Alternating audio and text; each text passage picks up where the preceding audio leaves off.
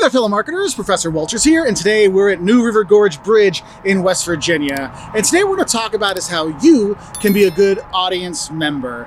Look, we all have to go to presentations, whether there's ones we're really looking forward to, like coming to one of mine, maybe, perhaps, or when you're going to presentations you don't really want to be a part of, okay? And what I want to do today is just give you some advice on how you can be a really good audience member when you do go to a presentation. Because the first thing you need to realize is how you act during a presentation, how you are as an audience member, that does get noticed by the people that are actually presenting. Because as a professor, I see my students in class and I can tell when they're actually typing in notes or if they're writing a paper, or if they're on their phone, if they're doing a text message or they're playing Candy Crush. I mean, it's kind of obvious to see, and that reflects on them, but also it'll reflect on you. If you're sitting there ordering your lunch or you're working on something else or you're texting away, it's obvious when people are not paying attention or they're not really engaged in the presentation, and that will reflect on you. Because the presenter will see, is this someone I can trust? Is this someone I think respects me or respects what I have to say? That reflects on you, how you act.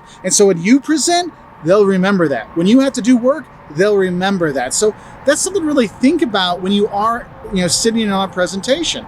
Don't think that people ignore you, because believe me, I see the people out there when I present, and you'll see the people out there when you present, and they'll see you when they're presenting and you're in la la land. So start by realizing that. And one of the things you can do to kind of help yourself be a better audience member is eliminate the distractions.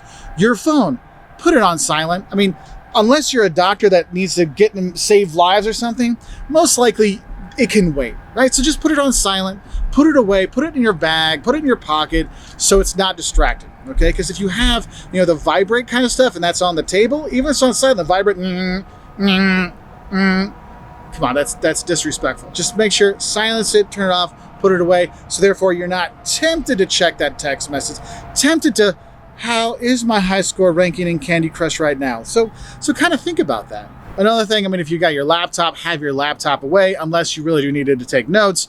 Just kind of think about things, because one of the big things I actually see is people are still talking during the presentation.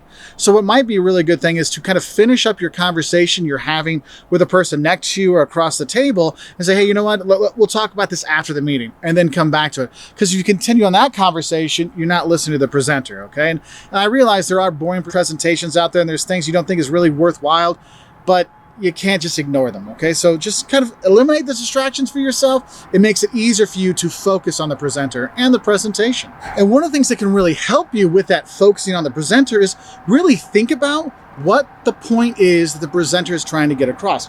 You're in this meeting for a reason. You're in this presentation for a reason.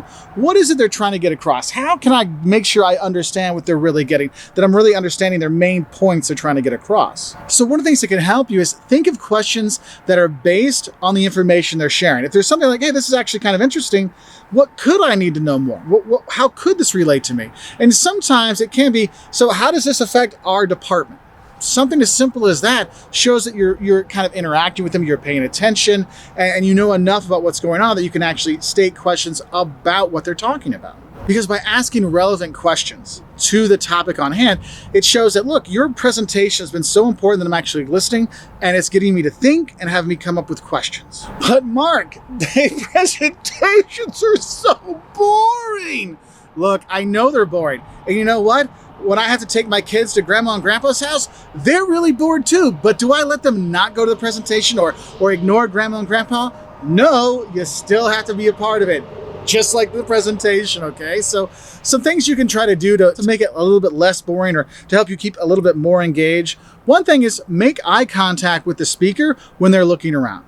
Because most of the time the speaker isn't just staring at a piece of paper. If they are, they're horrible presenters anyway. But when they're looking around, if you make that eye contact, that can actually build trust to make them feel more comfortable. So maybe they'll actually do a better job. Or also what I notice is when I'm looking at my students when they're presenting and they're doing a bad job, I'm like, really? This is what you got me here for?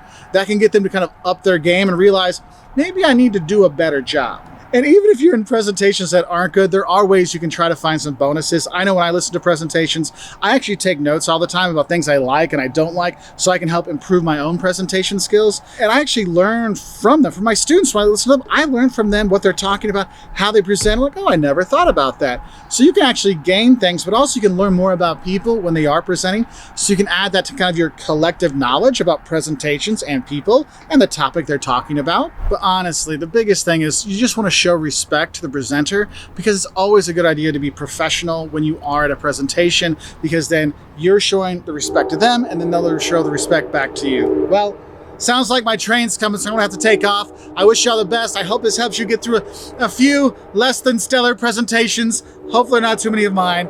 Anyway, I wish you all the best. I'll say bye from here in West Virginia.